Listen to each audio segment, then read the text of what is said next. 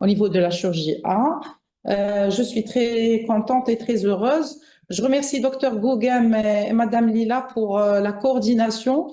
Et vous savez, on aime bien le présentiel, mais aussi à distance.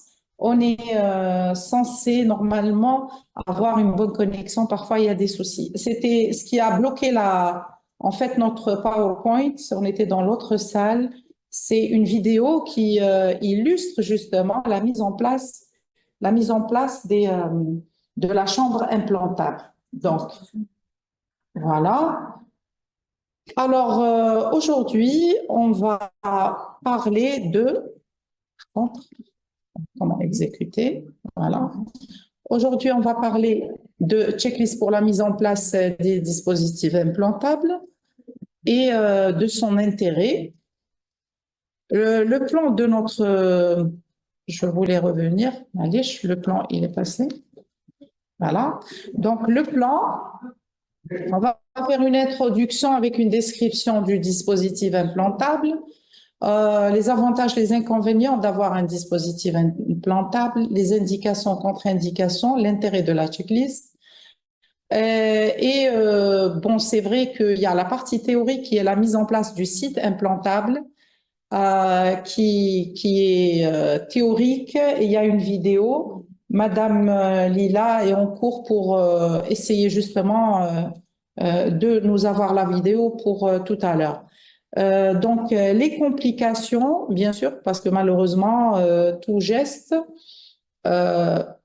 il y a des complications, qu'elles soient de la mise en place ou du port de ce dispositif implantable qu'on appelle parfois communément chambre de chimiothérapie, mais ça ne sert pas juste pour la chimio, ça peut servir pour autre chose.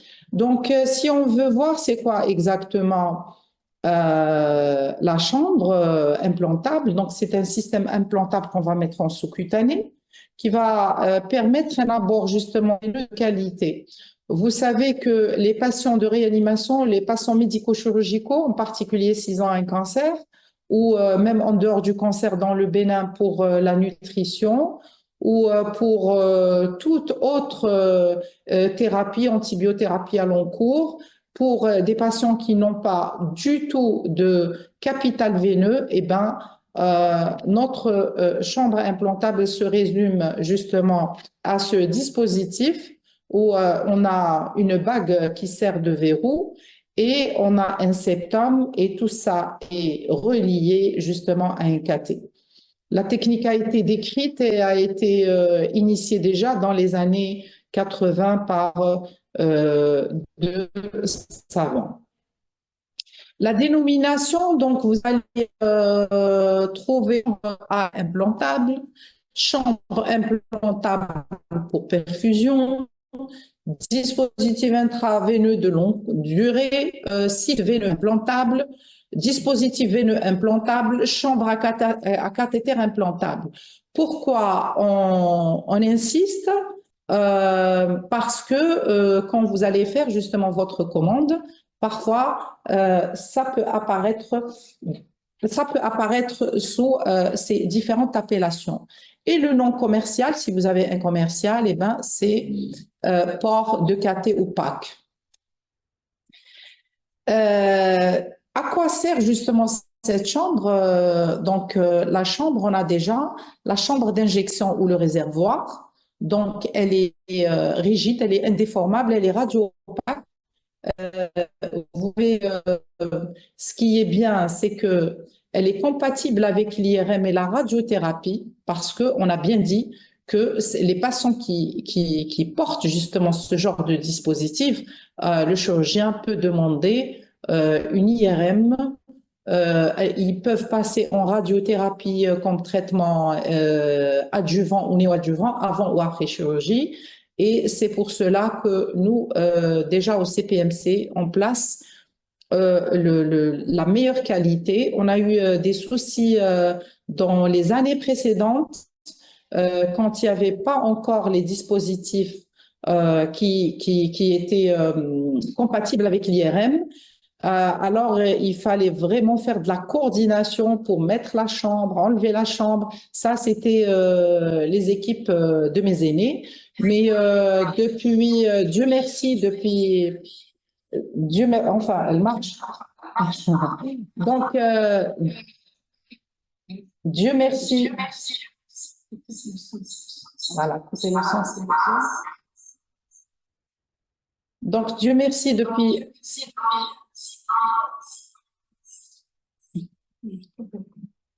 Donc, Dieu merci depuis là, c'était le PC qui est allemand. J'aime bien avoir la vidéo avec Madame Lila. Donc, je disais que c'est un système d'accès, il est non stockable. Le volume mort, il est très faible, il est de 0,2 à 0,8 millilitres. Il faut éviter que le liquide stagne. Et généralement, c'est très important. Pourquoi j'insiste sur ça? Parce que quand on utilise la chambre implantable, on va voir ça tout à l'heure. Il faut vraiment rincer parce que un volume de 0,2 à 0,8 millilitres de sang, s'il y a un retour, et si l'infirmier ou le médecin ou celui qui l'utilise ne rince pas, eh ben, ça sera bouché, coagulé, et vous avez beau à mettre de l'héparine ou autre chose, malheureusement, votre chambre implantable ne sera plus utile. Donc, voilà le cathé, il est souple, il est en silicone. Et vous voyez donc à droite comment on peut relier, c'est pour ça que j'ai montré le cathé.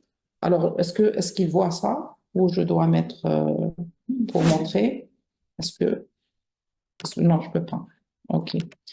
Donc, si on peut suivre à gauche de l'écran, vous pouvez voir donc la chambre reliée au cathé, ce qu'on appelle le réservoir de la chambre reliée au cathé, et radio opaque, Dieu merci. Donc, on a la sortie du réservoir, la bague de serrage. J'espère qu'on pourra voir dans la vidéo, c'est un moment très important de sécurité, parce que si vous ne serrez pas votre bague qui relie le cathé à la sortie du réservoir, vous risquez d'avoir des complications type d'extravasation du liquide. Et ce liquide, ça ne sera pas juste du sérum, ça sera peut-être du sang ou parfois de la chimiothérapie ou autre. Donc, les indications en premier, c'est la chimiothérapie, avec tous les anticancéreux, la nutrition parentérale parce que malheureusement, mais est-ce que vous pouvez revenir? Pardon, excusez-moi, vous pouvez revenir dans une dizaine de minutes pour la vidéo? D'accord, merci. Donc, je disais que les indications, donc c'est la chimio, c'est 10 minutes, pas 10 minutes, je commence la vidéo.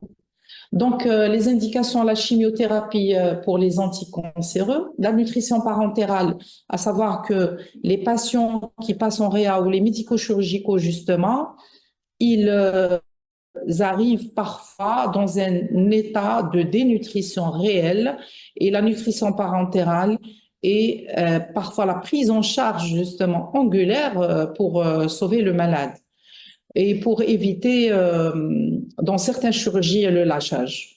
L'antibiothérapie de long cours, surtout si le patient présente un sepsis ou parfois un état de choc septique carrément.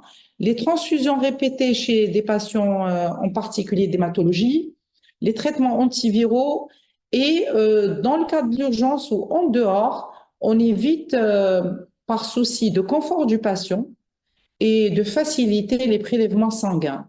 Donc, on a les avantages d'un cathétérisme central comme un cathé, mais on n'a pas l'inconvénient justement de laisser en place un cathé, vous savez, un cathé central en jugulaire ou en sous-clavière ou en fémoral, il a une durée de vie et il faut l'enlever pour des raisons d'asepsie. Les contre-indications, malheureusement, sont rares, mais on les a déjà rencontrées dans nos séries au Centre Pierre-Marie Curie. C'est les allergies aux dispositifs implantés, aux matériaux de dispositifs. Si un patient vous dit que j'ai déjà présenté une allergie NKT, c'est pas pour le dispositif implantable. Alors, on est obligé, on l'a déjà fait, on envoie au centre d'allergologie que je salue de Bnimsous. Donc, à l'époque, c'était professeur donc Douagui, et maintenant c'est l'équipe qui a pris la relève. On envoie la chambre qu'on va implanter, on demande à faire les tests avant pour voir s'il y a une allergie croisée entre le cathé central que a eu le patient. Malheureusement, on n'a pas de traçabilité parce que parfois, il vous donne cette notion, mais il n'a pas le cathé, donc on ne sait pas quel type de cathé, quel type de, j'allais dire, euh, de matériel qui a causé son allergie. Contre-indication s'il y a une infection en cours, donc parce que c'est une voie centrale et le cathé va droit dans la veine cave sup. Donc, les zones doivent pas perméablement, préalablement irradier ou infecter ou brûler. Par exemple, si on va mettre en sous-clavier ou bien dans la sous-clavière, pardon, dans la veine sous-clavière ou bien dans la jugulaire, et c'est infecté ou bien carrément sclérosé parce qu'il y a eu une radiothérapie ou il y a eu des chimios, des chimios premières avant la mise en place justement de la chambre. La prise d'aspirine ou anticoagulant est une contre-indication relative. C'est pour cela qu'avant toute mise en place de chambre implantable, on fait une consultation et comme une consultation de pré-anesthésie, quand celui qui met en place la chambre est réanimateur, au niveau de notre centre, c'est les réanimateurs. Je sais que dans d'autres centres, c'est les chirurgiens. Sachant que dans notre centre, on met les chambres implantables donc sous anesthésie locale ou parfois loco-régionale, éco-guidée et parfois à l'aveugle, rarement au bloc opératoire, c'est-à-dire par le réanimateur, mais nos chirurgiens ne placent pas les chambres parce que malheureusement, on a une activité tellement chargée que on a rajouté ça au niveau du centre de lutte contre la douleur, où on a une salle qui est dédiée à la mise en place des chambres implantables et pour libérer les salles opératoires justement pour la chirurgie.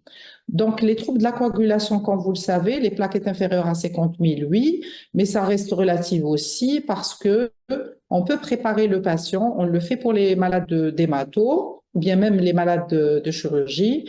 Donc, on hospitalise par contre, on ne le fait pas en ambulatoire, on hospitalise le patient et on prépare un cup, on passe les cups, on améliore les troubles de la coag, puis on met en place la chambre. Donc, les avantages des sites implantables, c'est le respect du capital veineux périphérique. La durée de vie, elle est longue. Vous savez, il y a des plus longues que le cathé veineux central. Une meilleure qualité de vie du patient et surtout, un confort et une sécurité pour le patient et le personnel soignant. On peut le laisser donc très longtemps. La dernière chambre que j'ai enlevée il y a 2 semaines, elle datait de plus d'une dizaine d'années. Et elle est tellement étanche que bains et douches sont autorisés, bien sûr, après la cicatrisation et pas de pansement entre les périodes de traitement et les gestes du patient sont libres. Les inconvénients, c'est lors de la mise en place, donc douleur, donc à la piqûre, temps opératoire, il est plus long. Il y a une petite cicatrice et nos patients commencent à nous demander euh, de, de, de, de faire une petite cicatrice ou une petite ouverture. Il nous arrive parfois même de faire des surgies pour l'esthétique. Déplacement de la chambre implantable, malheureusement, existe et parfois même rupture du cathé et migration. Heureusement que nos amis cardiologues, parfois, ils arrivent à aspirer sous donc scopie et parfois ça peut aller jusqu'à la chirurgie thoracique ou cardiaque pour enlever justement un cathé qui est sectionné, mais généralement, ce n'est jamais lors de la mise en place, mais parce que le patient n'a pas respecté. On a eu un cas où le patient, il a repris sa vie et c'était un sportif, donc il n'arrêtait pas d'utiliser la main où il y avait le cathé dans un geste brusque. Donc, il a senti qu'il avait tiré sur quelque chose quand il faisait ces séances pour renforcer les biceps. Et pourtant, on avait bien expliqué qu'il fallait faire attention, qu'il avait une chambre implantable, qu'il ne devrait pas faire les mêmes exercices du côté de la chambre. Donc, gêne selon la localisation, parfois la ceinture de sécurité. Et si parfois il nous arrive d'avoir des difficultés de mettre justement sous anesthésie générale. Ou rarement, exceptionnellement, s'il y a une allergie aux anesthésies locaux ou un échec de pose sous anesthésie locale. Donc, on va parler un peu de l'intérêt justement des checklists. Il faut savoir que l'incontournable du travail en équipe, c'est d'avoir la checklist au bloc opératoire. Nous, on l'utilise déjà pour la chirurgie de tous les jours.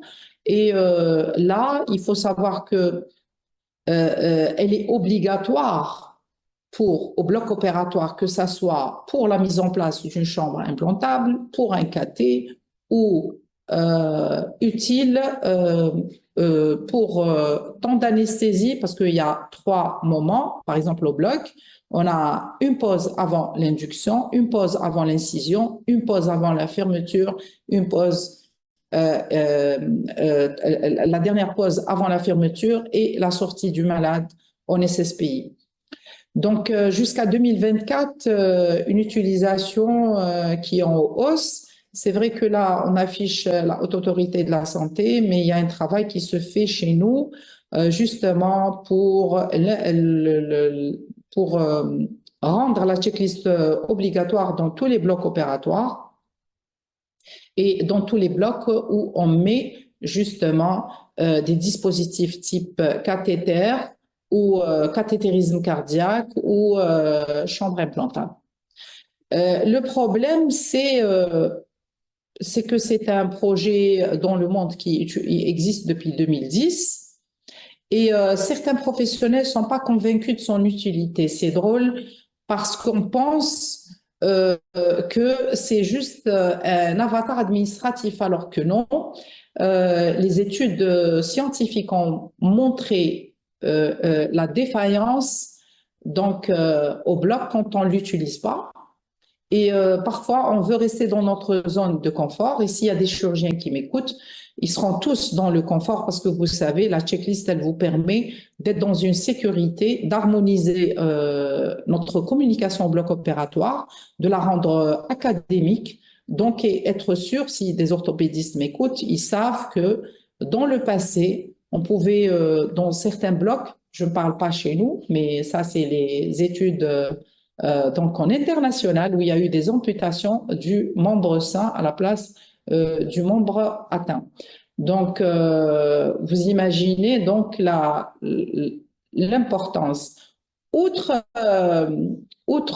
l'utilisation de la checklist, on l'a utilisée au bloc A, on a fait une étude, même si aujourd'hui on parle des chambres implantables, on avait remarqué que, et je pense que les réanimateurs autant que les chirurgiens vont dire que oui, le temps opératoire, il dépend vraiment de son utilisation. On a remarqué que nos chirurgiens travaillaient beaucoup plus vite, et c'est logique, même si ça a été prouvé avec des statistiques, que leur temps opératoire était réduit de moitié, voire inférieur au P75 de la durée opératoire de la société américaine quand on travaille avec la checklist parce qu'il n'y a aucune omission et on travaille beaucoup plus rapidement. Et la fatigue justement intellectuelle est moindre au bloc. Les freins à son utilisation, malheureusement, dans le monde, pas que chez nous, parfois, on veut pas, les professionnels ne veulent pas sortir de leur zone de confort. Aussi, penser que l'obligation de sa réalisation, au contraire, va gêner ou entraver la procédure de mise en place. Et parfois, vous savez, la mettre en place en pratique n'est pas aussi simple qu'on le pense. Elle est victime d'un défaut de leadership. Là, je vais m'arrêter un petit moment pour dire que le défaut du leadership, euh, si je peux partager avec vous justement l'expérience au bloc, et même quand on l'utilise pour la mise en place des chambres implantables, vous savez, le leadership, c'est celui qui ouvre la salle opératoire. Personnellement, j'utilise toujours. Donc, avec l'équipe de chirurgie, on a un instrumentiste d'un côté et on a un technicien anesthésiste de l'autre. Parfois, dans certaines salles, le leader peut être un résident de chirurgie, un résident de réa. Et à défaut, si vous voyez qu'il y a une personne, il y a de la résistance dans une salle, vous pouvez vous-même, opérateur, dire s'il vous plaît et vous donner le nom d'une personne pour dire s'il vous plaît, j'aimerais bien que aujourd'hui c'est tel leader. Changer de leader chaque journée opératoire est très intéressant parce que dans notre expérience, on a vu que ça responsabilise tout le monde et le caractère administratif n'existe plus justement. Il y a autre chose. Donc, la technique de mise en place donc des dispositifs veineux implantables. Là, j'appelle Madame Lila. J'aimerais bien qu'on voit la vidéo. En attendant que la vidéo soit prête, regardez justement, ça c'est une photo de notre bloc opératoire et de la checklist. Madame Lila, vous pouvez venir s'il vous plaît. Donc, le matériel chirurgical, donc, il est stérile. Ça, c'est une photo où je prépare déjà pour la mise en place. Et si je pense que moi, j'ai toujours dit, non, je n'ai pas terminé, mais on sort, on fait la vidéo, on revient. Je ne peux pas faire ça, je pense que ah, d'accord. Donc, non, est-ce qu'on peut sortir de là? On montre la vidéo, on revient. Voilà, s'il vous plaît. Donc voilà, donc comme je vous disais, on va vous montrer donc la vidéo de la mise en place pour que vous voyez l'importance justement l'importance d'utiliser une checklist au bloc. Ça vous permet de ne pas avoir la contrainte justement. Je vous ai montré.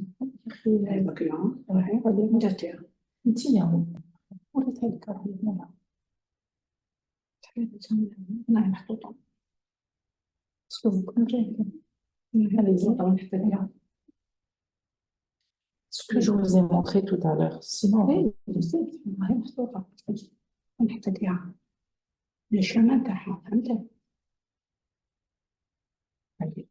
ايه بصح نجدو على خاطر الا نعرف لو شومان تاعها وين درتيها صح.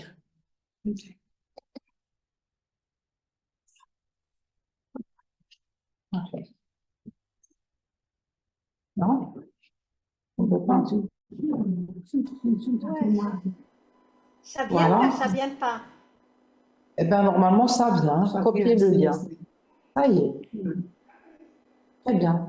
Copier le lien.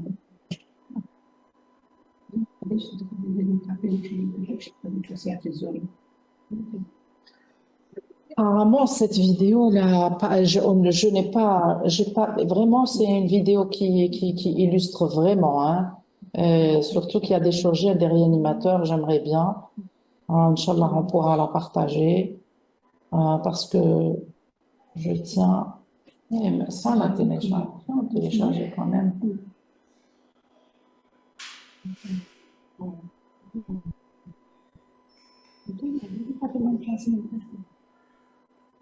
Mais là, ça va prendre du temps. Donc, je disais, je continue quand même. Dire pour les chambres implantables, moi je continue à parler surtout de la checklist au bloc opératoire parce que je voudrais quand même insister pour quelque chose de très important. Nous, dans l'étude qu'on avait effectuée, que ce soit pour les chambres implantables ou bien au bloc opératoire pour la chirurgie, il y avait trois grands points très importants. Le premier point, le plus important, était qu'on s'est rendu compte qu'on pensait bien travailler ensemble. Pourtant, l'équipe se connaît depuis des années. Mais finalement, utiliser cet outil qui est très simple, on pensait que c'était juste pour les paramédicaux, rendait notre communication au bloc, premièrement académique, deuxièmement, on n'avait plus de bruit ou de communication anarchique entre l'équipe médico-chirurgicale, que ce soit du côté de l'anesthésie ou de la chirurgie. Et au niveau de la salle de cathé où on met les chambres implantables, il y a l'opérateur qui est le médecin anesthésiste. Vous savez, ce qui est extraordinaire, c'est que on n'a plus non seulement de perte de temps par rapport au fait qu'on fasse sous anesthésie locale, je n'ai pas à encore réinfiltrer une deuxième fois. On a moins d'échecs à la mise en place en ambulatoire. Je passe rarement après, je programme rarement le patient pour la mise en place de la chambre implantable. Sinon, on partage ça, le temps de préparer ça, d'accord? Le temps de préparer la vidéo, je repartage mon écran. Voilà. Donc, on passe moins de temps, là, Madame Gauguin, vous voyez, donc on passe moins de temps à la mise en place. Donc, on a dans nos chiffres moins d'échecs et on passe au bloc opératoire. Donc, ça nous fait une double programmation. Il n'y a pas de Pardon? partage. Il n'y a pas de partage. Ouh là là. رحتوا كامل.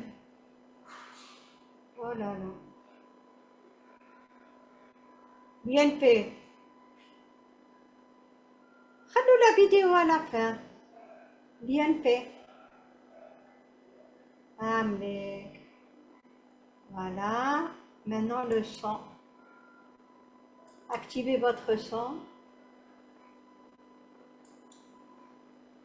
Oh, belle. Mais c'est pas vrai.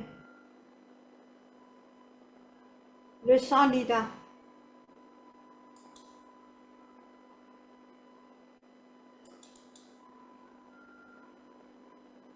Activez le sang, Lila.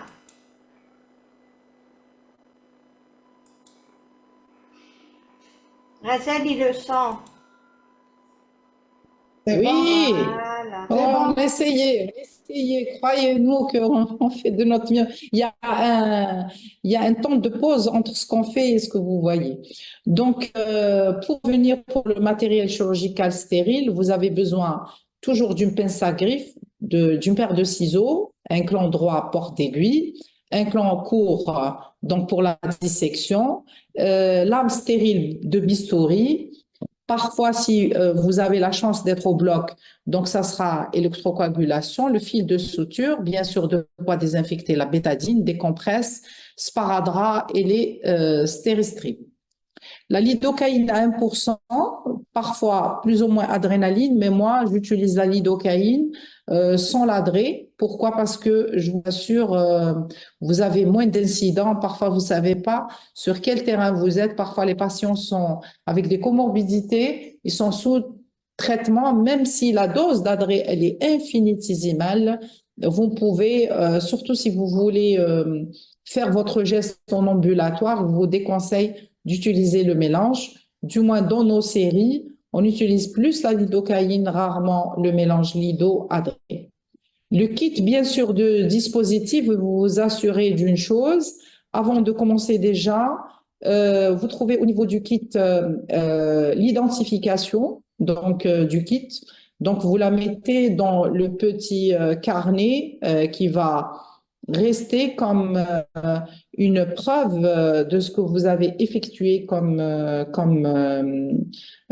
geste et quel type de dispositif a été mis pour le patient. Surtout, comme on disait au début de l'intervention, l'importance de connaître la nature. Pourquoi? Parce que la nature, justement, de ce dispositif implantable vous permettra d'être en sécurité pour faire une IRM. Je passe, ouais, ça passe pas. Voilà, notre diapo. Donc, les abords veineux, donc on a supracardiaque, c'est la veine sous-clavière. Il y a la veine jugulaire interne. En infracardiaque, c'est veine fémorale et la veine cave inférieure, donc en lombaire ou transhépatique. Je vous conseille d'utiliser plus la supracardiaque parce que c'est rare où on utilise infracardiaque, surtout la fémorale, sauf si vous avez vraiment des contre-indications absolues pour la sous-clavière ou la jugulaire interne. Donc, sous contrôle, bien sûr, de l'imagerie éco-guidée et avec des repères anatomiques. Avant la ponction, vous prenez votre checklist et vous allez vérifier la normalité du bilan, la formule, l'hémostase et radio du thorax facultatif, mais parfois, il faut faire la radio du thorax. Vous savez pourquoi? Pour être sûr que votre patient n'a pas déjà eu une mise en place avec échec et on a eu des surprises, même si c'est facultatif, on a eu des surprises. On a trouvé des anciens, une fois on a trouvé un désilé d'un cathé qui a été malheureusement une petite section. Quand je vous dis le désilé, c'est pas le désilé au complet, mais une petite partie de désilé. Et on est passé d'abord en chirurgie pour l'enlever, chirurgie cardiaque, avant la mise en place. Donc, ça reste une sécurité médico-légale pour l'opérateur. Aussi, radio du thorax à la recherche de pathologies peut-être aiguës, c'est-à-dire par exemple un pneumothorax de petite abondance que le patient a eu, par exemple, lors de son passage en chimiothérapie, a tenté de faire une jugue externe et est parti un peu plus loin. Et c'est un pneumothorax inaperçu parce qu'il y a une petite douleur, on n'a pas trop écouté le malade. Donc, je vous conseille de faire une radio, même si ce n'est pas obligatoire. Les patients qui sont sous aspirine ou sous un autre antiagrégant plaquettaire, donc on arrête généralement pour une sous-clavière. Avant, on disait 5 jours. Mais pour la sous-clavière, vu qu'elle n'est pas, on ne peut pas la comprimer, donc on arrête jusqu'à 10 jours. Les antivitamines K, il faut faire un relais avec l'héparine. Généralement, c'est l'HBPM, l'enoxaparine. Sinon, c'est la tinzaparine, donc enoxaparine Lovenox. Tinzaparine, donc c'est l'Inoep. Au bloc ou bien à l'hôpital du jour avec une salle de chirurgie, c'est ce qui se passe chez nous avec une asepsie chirurgicale, avec des mesures d'hygiène très très strictes et identiques à toute autre intervention chirurgicale. Voilà donc l'infiltration sous-cutanée donc par xylo, repérage anatomique de la veine interne et asepsie chirurgicale. Ça, c'est une vidéo, mais qu'on ne peut pas malheureusement faire. Donc, ponction de la veine centrale. On reprend un peu de théorie. Donc, on a la voie donc, antérieure de Moster. On a la voie la plus utilisée, donc la jugue interne donc, de Boulanger. Donc, le père sans Pour Monster, donc la carotide, on ponctionne à 5 cm de la clavicule le long du bord antérieur du sternocléido-mastoïdien. Et en général, on vise toujours le point où il y a la réunion du tiers interne et tiers moyen de la clavicule. Pour Boulanger, tout le monde sait que notre repère, c'est le cartilage de la thyroïde. Il y a le bord antérieur du chef sternal, donc du sternocléido-mastoïdien et l'artère carotide. Et il y a le triangle de Sédio, donc on va ponctionner exactement au niveau du point du triangle. Il y a la voie postérieure qu'on utilise aussi souvent de Jernigan. Et cette voie, elle permet en fait, on a un point de ponction à 2 travers de doigts au-dessus de la clavicule, le long du bord postérieur du sternocléidomastoïdien, comme on le voit avec la flèche, en visant le creux susternal. Et il faut un abord qui soit perpendiculaire à la veine jugulaire interne. Et là, vous pouvez justement... il y a une autre variable de la postérieure, c'est la voie postérieure de Conso, où on change l'angle, donc de 20 à 30% par rapport au plan cutané, de préférence une position de Trendelenburg de la tête, justement pour avoir un retour veineux. Et c'est une voie très utilisée par les réanimateurs. La jugulaire interne avec une voie latérale de Dailey aussi, donc c'est toujours les mêmes repères. Et le centre du triangle de Sédio à la place du sommet, comme dans la voie antérieure de Boulanger. Pour cette voie, il faut faire attention parce que quand même, il y a un risque, si on est trop proche, donc, comme vous voyez dans la flèche, de provoquer un pneumothorax. Pour la veine sous-clavière, c'est celle qu'on utilise et qu'on peut voir, si on pourra voir ça dans la vidéo tout à l'heure. Donc, l'asepsie, bien sûr, rigoureuse avec un habillage chirurgical et champ stérile. Notre patient, il est en décubitus dorsal en position de Trendelenburg pour diminuer le risque d'embolie gazeuse en cas où il y aura une effraction vasculaire. Parce que quand il y a un retour veineux, justement, et nos malades, il ne faut pas oublier que nos malades sont justement hypovolémiques, ils sont vides. Donc, on essaye de... Il n'y a pas possibilité pour la recharge. Je vous donnerai peut-être, je peux la télécharger dans mon portable. Le portable, s'il y aura une possibilité. Okay. Donc, excusez-moi, hein, on essaye par tous les moyens de vous faire justement une illustration de justement la pose de la chambre implantable. Donc, je disais, toujours sous anesthésie locale, je vous donne une astuce pratique. Quand vous infiltrez votre lidocaïne au début, puis vous continuez justement de la mise en place de votre chambre pour laisser le lidocaïne d'agir. Il ne faut pas piquer et respecter le délai d'action de la lidocaïne, sinon le malade, il va ressentir la douleur. Voilà donc la ponction, elle est donc un travers de doigt sous la clavicule à l'union du tiers interne et du tiers moyen de la clavicule. Votre aiguille doit être dirigée en dedans, légèrement vers le haut. On ne dépasse pas 10 à 30 degrés et vers l'arrière de 10 à 30. Vous savez, ça, c'est en théorie. En pratique, vous pouvez avoir une difficulté chez 2 patients. L'obèse, parce que vous n'avez pas du tout de clavicule, elle est cravatée par la graisse. Deuxième aussi difficulté, vous pouvez, même chez le patient dénutri et maigre, vous avez le moignon de l'épaule qui vient buter, qui vous empêche de raser justement la clavicule, de cathétériser malheureusement votre veine. Donc, voilà la position. C'est toujours la technique de Yofa en susclaviculaire. Ça, c'est la deuxième technique. Si vous n'arrivez pas, vous avez un moignon de l'épaule qui vous empêche d'agir. Donc, vous pouvez utiliser la technique de Yofa en susclaviculaire.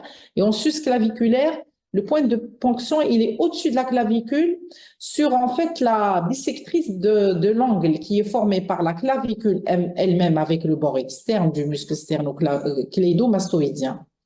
Votre aiguille va être toujours dirigée vers le bas et très légèrement vers l'arrière. Et la progression donc, se fait le vide à la main.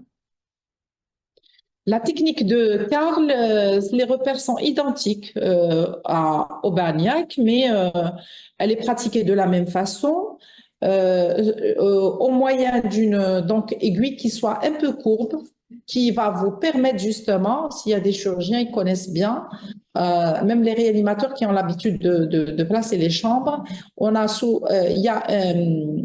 il y a donc, le confluent veineux de Pirogov. Donc, il faut essayer de l'atteindre, mais avec une aiguille courbe et non une aiguille qui soit horizontale. Donc, toujours, on choisit donc, la situation donc, la plus simple, en situation plus externe. On a la voie de Wilson et de Testard. De Wilson, la ligne médioclaviculaire et de Testard, c'est la fossette deltopectorale. Donc, s'il y a toutes ces voies qu'on est en train de vous proposer, en fait, c'est chez les patients où il y a des variabilités anatomiques ou surtout quand vous n'avez pas l'éco-guidage. Mais si vous avez donc l'écho et vous ne le faites pas à l'aveugle, la technique de cathétériser en sous-clavière est vraiment très, très simple.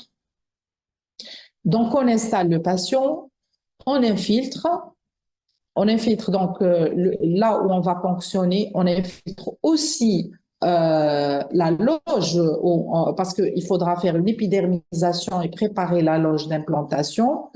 Et une fois on a réussi notre ponction, le seul moment où on fait une dénudation, c'est quand on fait la tunnelisation entre la loge qu'on a préparée et le cathé pour passer le cathé, et on continuera par une vérification par scopie.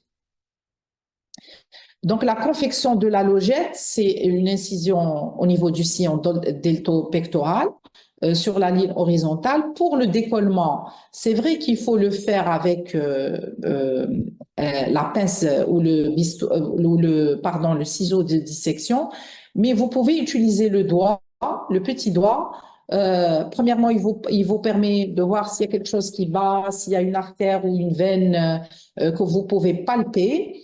Ou bien ça vous permet aussi de faire ce qu'on appelle, vous êtes moins invasif, parce que parfois chez les patients, à cause de la xylocaïne, et surtout s'il y a de il y a de la vasodilatation donc de notre capital veineux, vous pouvez avoir un saignement.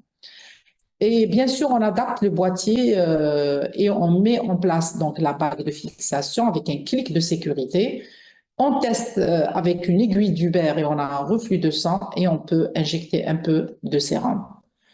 Au niveau de la scopie, voilà ce qu'on est censé avoir.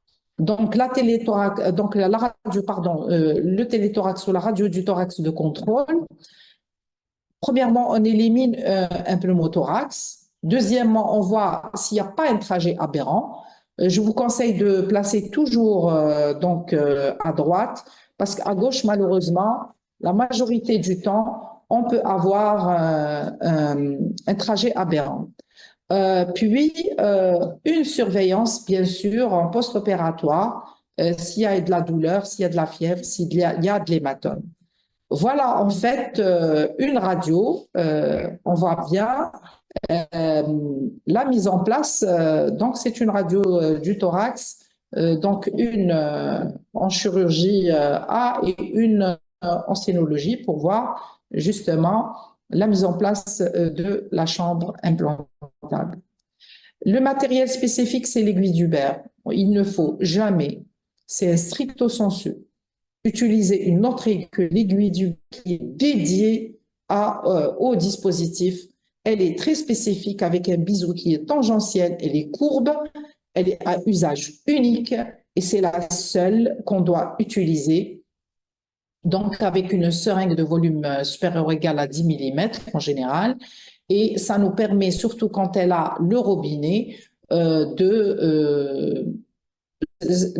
premièrement, le retrait, il est facile. Deuxièmement, on voit bien le retour. Troisièmement, on l'utilise donc chez le patient en toute sécurité. Entretien justement du dispositif implantable pour éviter toute interaction médicamenteuse entraînant une obstruction de la chambre par phénomène de cristallisation. Il faut du rinçage avec du sérum physiologique avant toute injection ou perfusion entre deux solutés de médicaments à la fin du traitement et pas de consensus jusqu'au jour d'aujourd'hui en faveur de l'utilisation de sérum hépariné. Méfiez-vous si vous mettez un peu d'héparine. Oui, mais il faudrait que vous mentionniez cela au niveau d'une lettre adressée au médecin et à l'équipe qui va utiliser la chambre implantable, parce que parfois, le patient peut être justement sous anticoagulant et on n'est pas à l'abri d'interaction. Autre chose, le sérum salé, lui, à lui seul, le rinçage suffit. Si on fait un bon rinçage, si on passe la quantité qu'il faut, à savoir dépasser les 20 cc chaque fois qu'on fait un rinçage, est complètement suffisant pour ne pas avoir de problème. Donc, en conclusion, la mise en place des dispositifs donc implantables permet un accès veineux profond et apporte un confort pour le malade et le personnel soignant. L'intérêt de la checklist rend la mise en place plus sécurisée. Les indications doivent être respectées parce que ça reste un geste invasif. La ponction de la voie jugulaire interne éco-guidée est recommandée. Elle occasionne moins de risques. L'utilisation de la veine sous-clavière, comme on le fait nous au niveau du centre Pierre-Marie Curie, est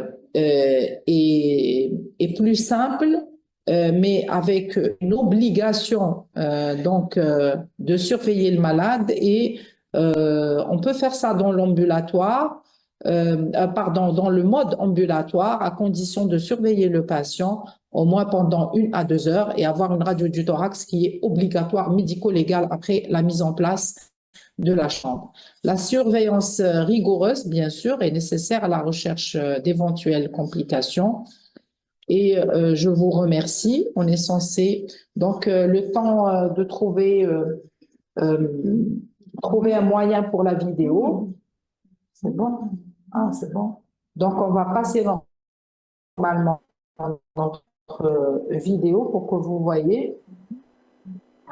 Document, oui. Et les paramètres.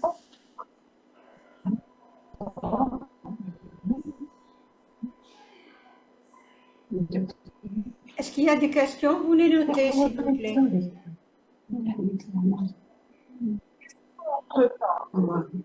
Est-ce qu'il y a des questions entre-temps?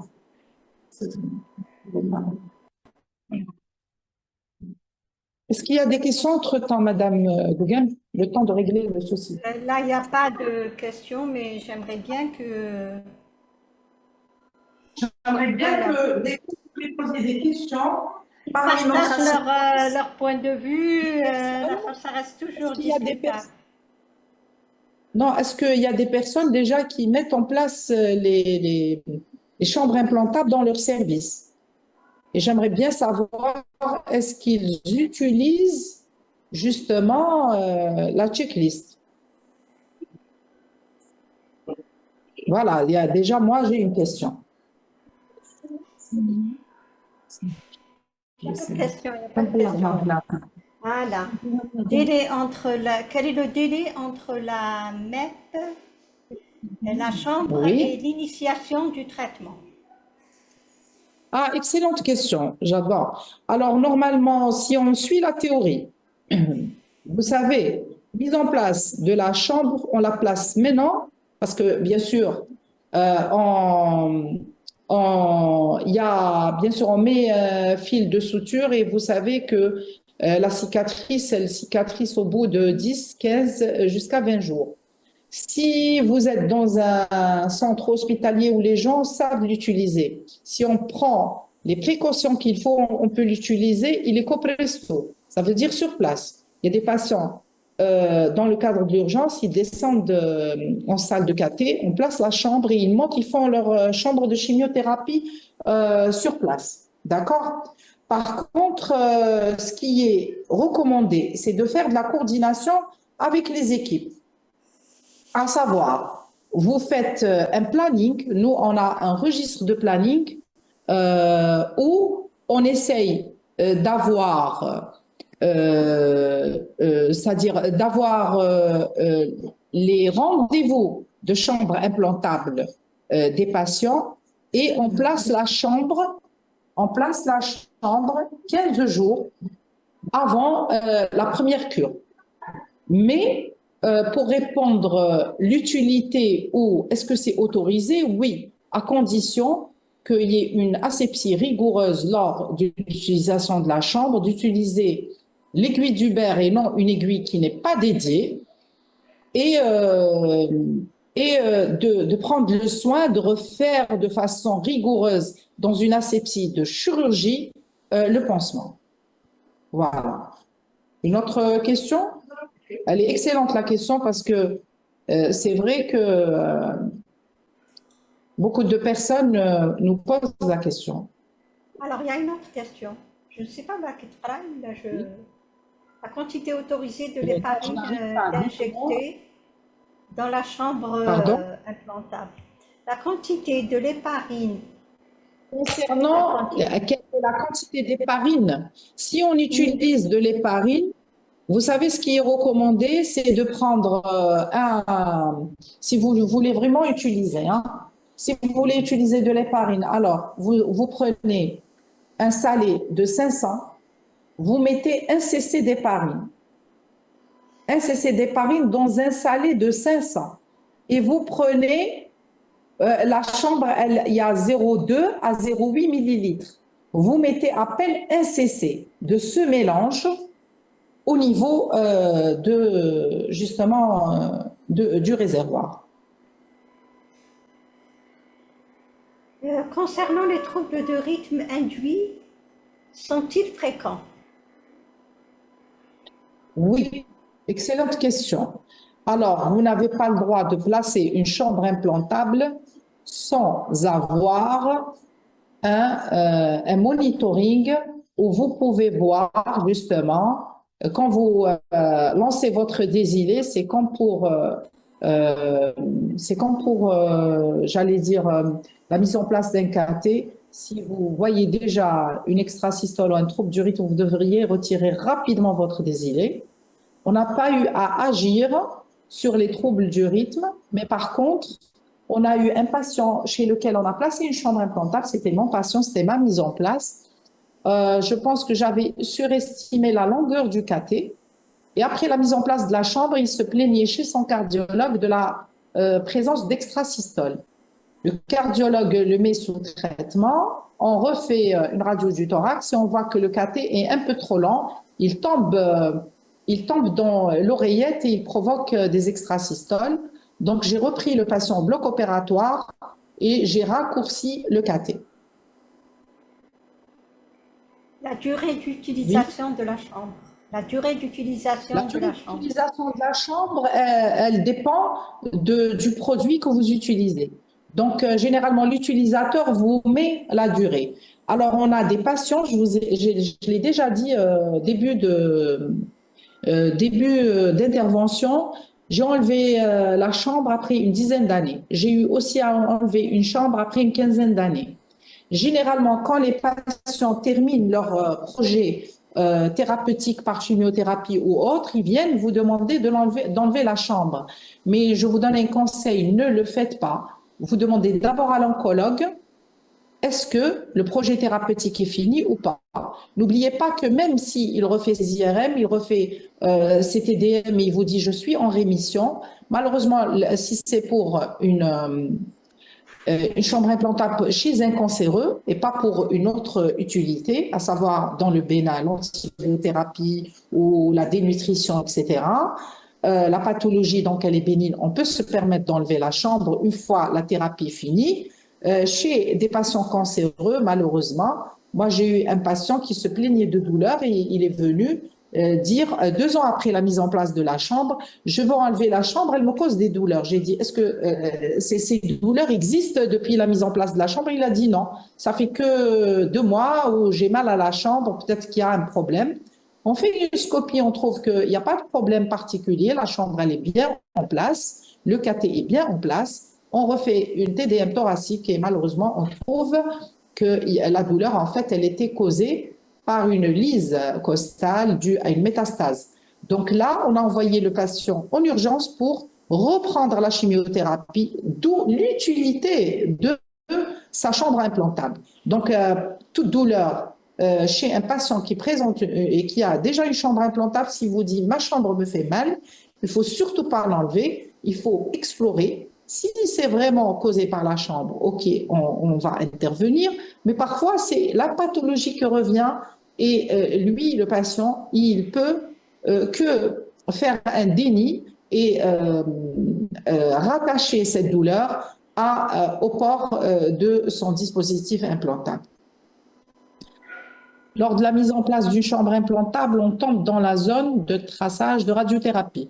Oui, justement, c'est pour ça que je vous dis qu'avant de faire, on tombe sur la zone de traçage, il faut toujours faire une petite consultation avant la mise en place.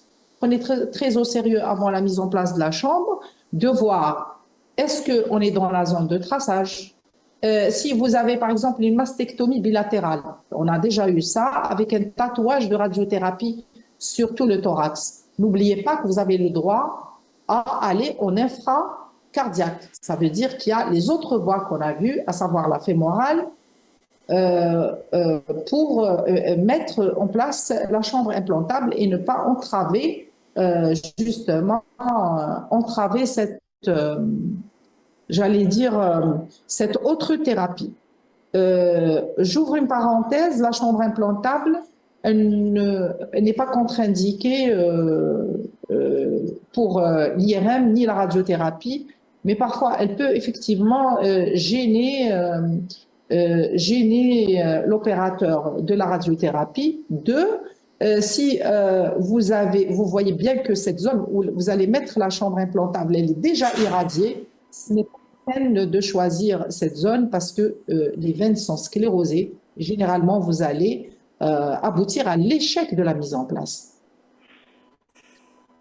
D'autres questions? Oui. Alors, moi, je ne vois pas. Alors, il y a des questions. Vous avez déjà fait des séances de chimio entre dernière séance et la mise en place. J'adore. Les questions sont très pratiques parce que ça se voit que vous êtes vraiment dans la prise en charge réelle en pratique.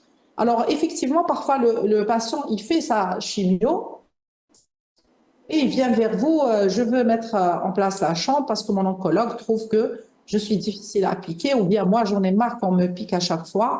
C'est pour le confort du patient. Dans ce cas, tout simplement, vous faites un bilan post-chimio. Le bilan post-chimio, généralement, la première semaine, tout est effondré, à savoir surtout les plaquettes, elles sont inférieures à 50 000. Mais si vous refaites généralement, vous avez, après chimiothérapie, ça reprend au bout de 10 à 15 jours. Donc, 10 à 15 jours, mais ne programmez pas votre patient. Vous lui demandez d'abord de faire un bilan. C'est toujours, avant toute mise en place, la formule pour voir l'hémoglobine et surtout les plaquettes et un TP-INR. TP-INR, pourquoi? Les patients, parfois, ne savent pas. Vous pouvez tomber sur des patients qui ne connaissent pas leurs médicaments. On a trouvé un patient, on lui a posé la question, est-ce que vous prenez un anticoagulant? Il ne comprenait pas ce que c'est un anticoagulant. Il a dit non. On fait TP-INR, on trouve l'INR-A3 et on a compris qu'il était sous syndrome. Donc, bravo pour la question. Après chimiothérapie, généralement, on a besoin au moins de 10 à 15 jours. On fait un bilan. Le bilan, quand il est correct, il y a la recrudescence justement de l'hématose et vous avez un taux de plaquettes qui est meilleur, la formule, parce que c'est la chimio qui cause justement parfois une pancytopénie. Donc là, vous avez le droit de mettre en place la chambre. Si votre malade il est hospitalisé, par exemple comme chez nous en hématologie, vous pouvez demander aux collègues hématologues ou oncologues de passer un cup le temps d'améliorer le taux de plaquettes pour permettre la mise en place justement de votre chambre. Autre question, parce que je vois qu'il y a beaucoup de questions justement.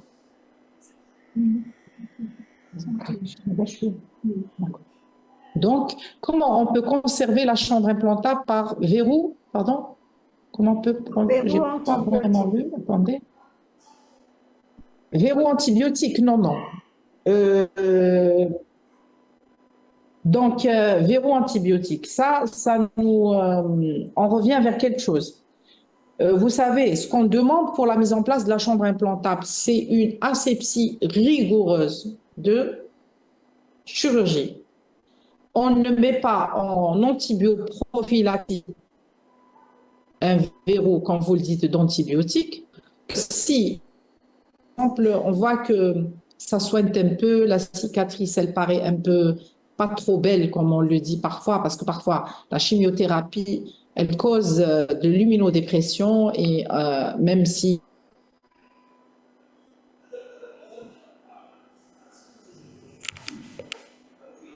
leur manipulation, il y a toujours les germes, ça profite au niveau de la peau et ça peut causer l'infection.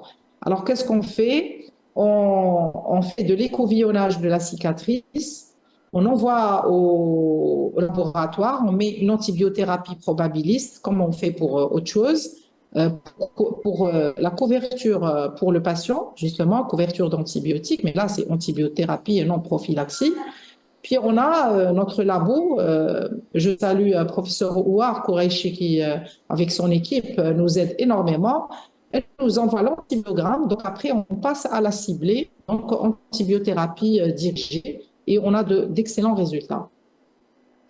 Oui, question, parce que je vois qu'il y a pas mal. Hein. Ah, il y a beaucoup de questions.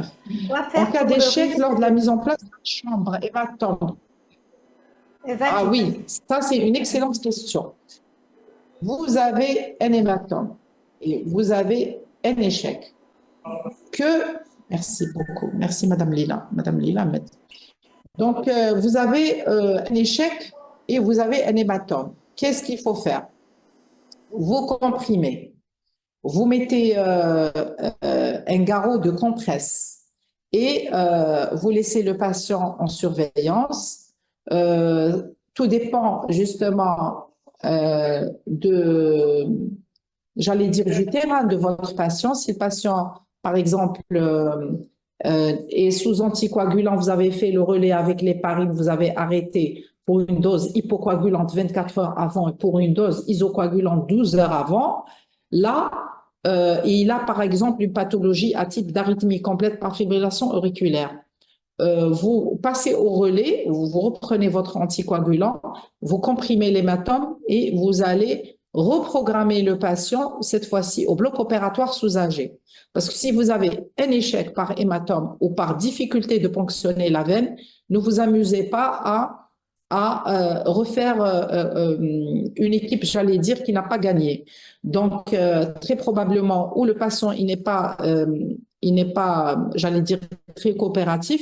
Et normalement, il est coopératif quand il a pas mal. Donc, il faut vraiment infiltrer. Deuxièmement, parfois, c'est l'anatomie qui ne permet pas la voie que vous avez choisie. Si c'est une jugue interne, par exemple, il faut aller vers une sous-clavière, la voie sous-clavière. Si c'est pas la sous-clavière, vous avez un moignon de l'épaule qui vous empêche, vous avez la sus claviculaire, vous voyez. Donc, chaque fois, vous essayez de trouver, Dieu merci, il y a plusieurs voies, plusieurs abords pour arriver au même but. Vous choisissez la voie qui est adéquate à l'anatomie du patient. Autre question? Donc, je vois délai entre la mise en place, la quantité autorisée d'héparine. Attendez. Donc comment je fais pour passer encore? Hein? Attendez. Il ne veut pas. Difficile, non? Allez-y. Je vous en prie, merci, Madame Bila, mais vraiment.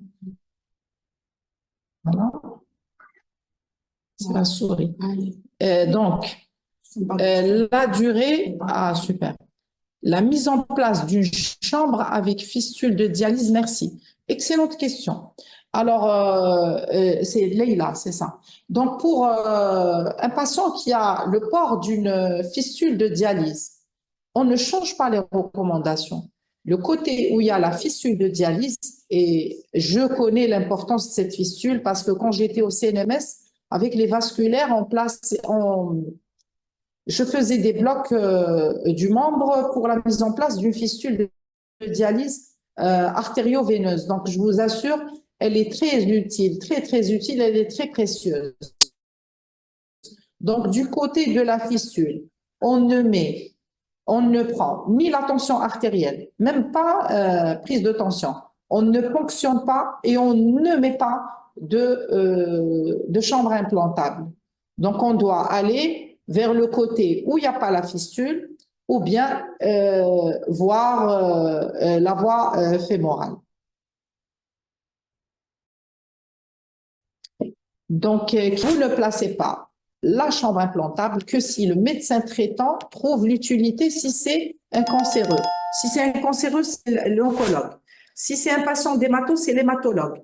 Si c'est vous, réanimateur, parce que c'est un malade qui va avoir une alimentation parentérale, donc il est dénutri dans un contexte de dénutrition, de contexte périopératoire ou carrière médicale, ça sera vous le décideur. Ça peut être n'importe quel médecin qui prend en charge un patient ou le capital veineux est malheureusement, j'allais dire, pauvre, difficile à nul. Mais en cancérologie, je vous déconseille d'intervenir que si le médecin traitant décide. Parfois, c'est les chirurgiens aussi, hein. Ils peuvent anticiper. Ça nous arrive, par exemple, rectum, pancréas, ça dépend. Quand ils connaissent, j'allais dire, la nature de la tumeur, et ils savent qu'il y aura un traitement adjuvant. Donc, quand on fait la chirurgie, en fin d'intervention, on me demande de placer la chambre, donc soulagée, pour justement raccourcir les peines du malade. Sauf quand vous le faites, s'il vous plaît, il faut prévenir le malade avant l'intervention, monsieur ou madame, vous allez vous réveiller avec une chambre implantable. C'est un dispositif qui est très important une fois la chirurgie finie. Donc, 15 jours après peut-être la sortie du malade, il commencera donc sa chimiothérapie. J'ai donné juste un exemple, quoique nos patients ils sortent beaucoup plus tôt, hein, 4 à 5 jours avec la RAC. Donc, vous n'aurez pas à le reprogrammer en ambulatoire pour une chambre implantable. Le risque de thrombose est important. Y a-t-il remède? Non, je pense que j'ai zappé. Il y a une question avant. Il y a une question avant de l'infection. Je vois que infection, mais je n'arrive pas à monter. Non. Avant, infection. Non, infection. Alors. Ah, merci. Suite à la question d'antibiothérapie et qu'il ne faut pas retirer la chambre, la remettre après. Alors, imaginons que la chambre s'infecte, ça peut arriver.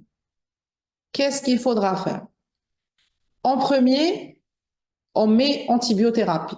En second, on enlève la chambre et on l'envoie après couverture de antibiothérapie. On l'envoie au niveau de notre laboratoire, justement, pour antibiothérapie dirigée.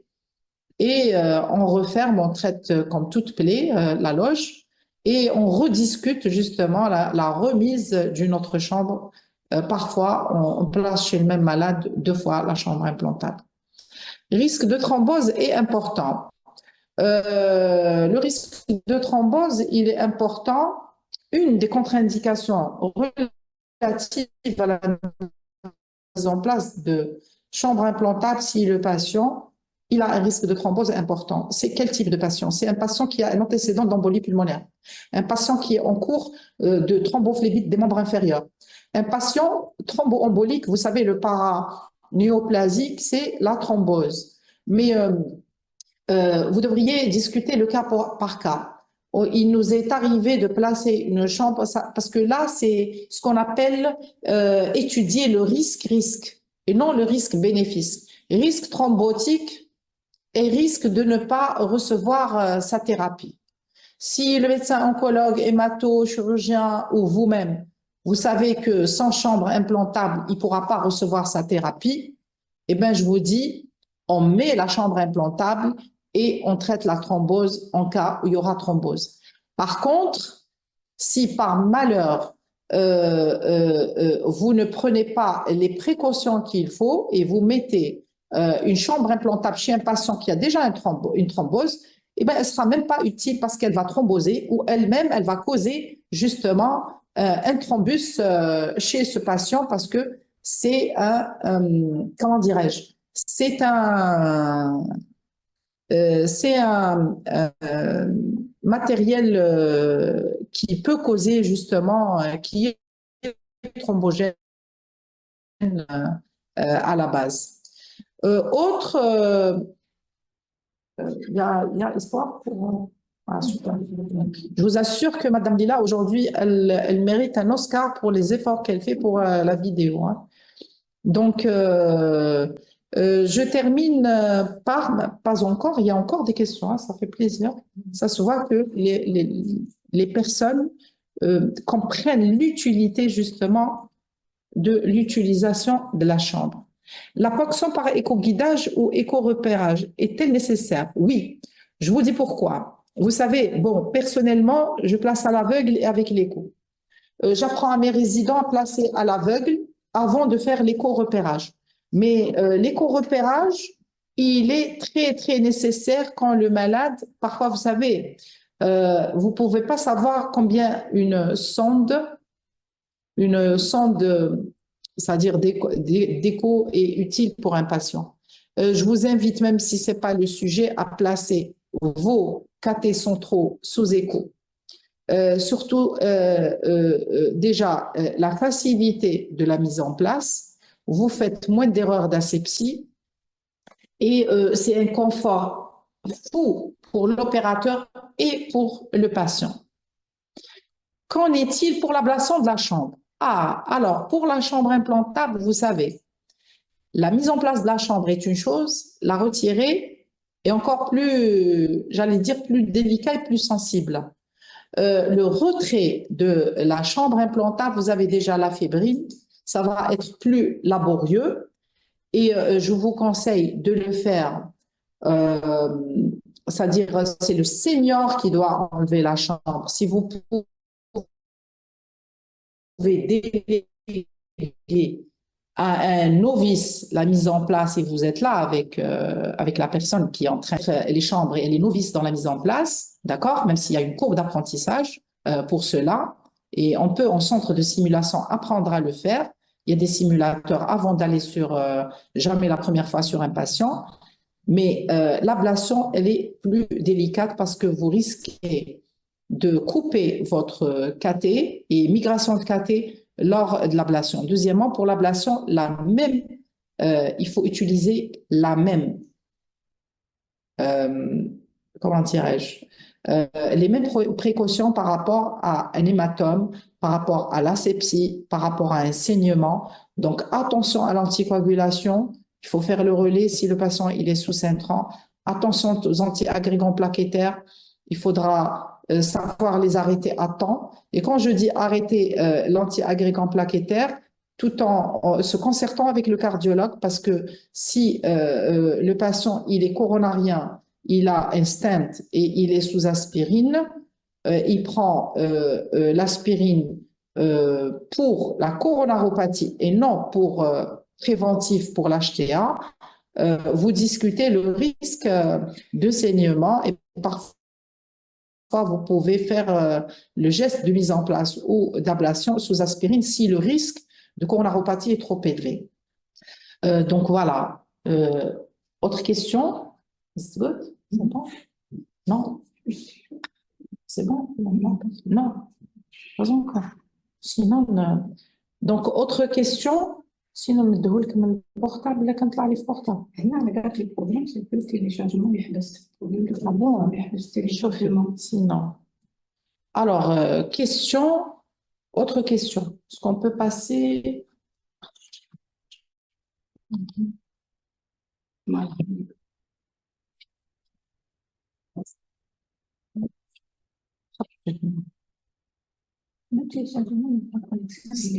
هنا نقطع نطلعوه هنايا ونعطيوه. باسكو عندي chambre implantable et pacemaker. J'adore la question. Je ne sais pas c'est qui, Madame Leila, mais elle pose des questions très intéressantes. Effectivement, on a eu des patients qui ont donc un pacemaker. Alors ici, on se concerte avec... j'ai enlevé la connexion parce que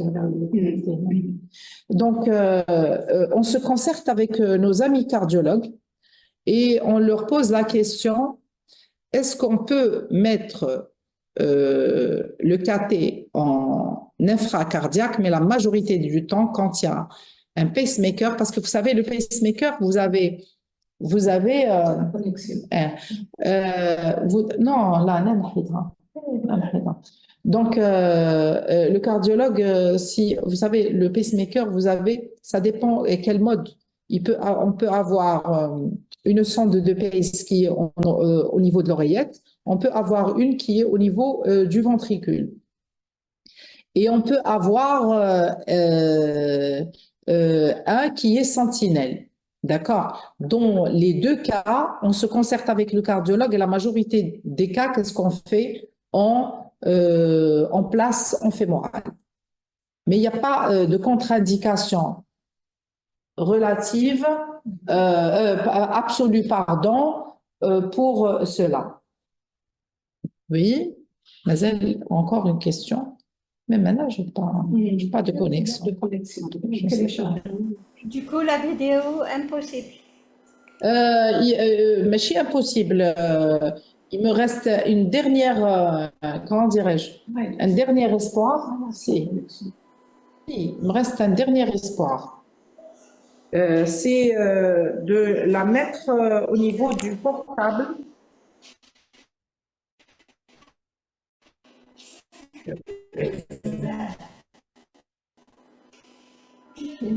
Est-ce qu'il y a d'autres questions, hein, Madame Bougan? Pour l'extrémité distale du cathéter. Pardon, quel est l'emplacement idéal pour l'extrémité? Ah, excellente question. Alors, il n'y a pas d'extrémité ou, j'allais dire, de longueur idéale, vous devriez mesurer selon l'anatomie de votre patient.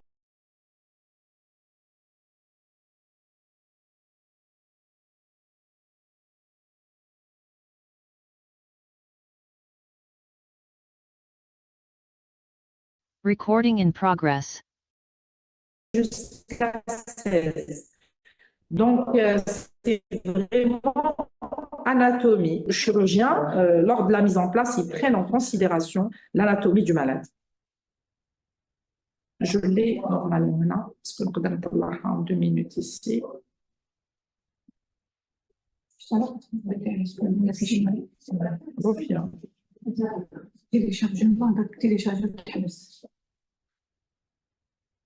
Connexion, allez. Je peux vous connecter avec.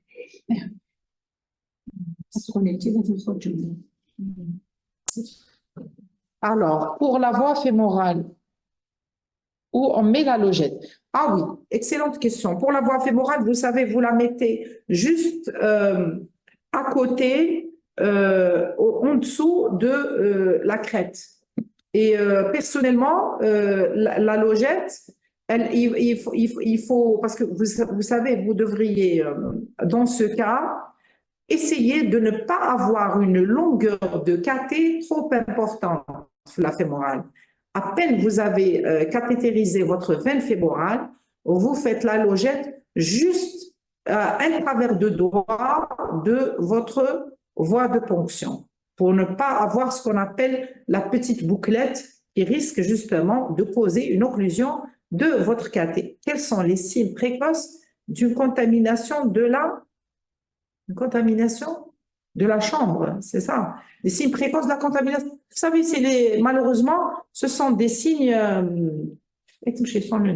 Ce sont des signes. Ce sont malheureusement les mêmes signes.